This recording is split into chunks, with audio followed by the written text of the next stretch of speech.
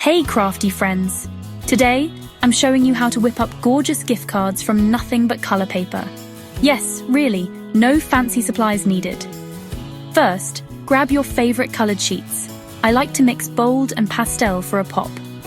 Fold one sheet in half to form the base. Then cut another color into fun shapes. Think hearts, balloons, or even little stars. Don't worry if it's not perfect. Handmade means heartfelt. Now let's layer. Glue your shapes onto the front of the card, building up a cool 3D effect. Want to get extra fancy? Snip some thin paper strips and curl them with scissors for a confetti look. It's super easy and looks amazing. Inside the card, add your personal message. I always use a gel pen in gold or silver. It pops against the color. For a final touch, stick on a tiny paper bow or a sticker if you've got one. And there you go, your own stunning gift card made in minutes. Perfect for birthdays, thank yous, or just to make someone's day. Don't forget to share your creations and tag your crafty friends. Got more color paper hacks? Drop them in the comments. Let's inspire each other. Keep crafting and I'll see you in the next DIY.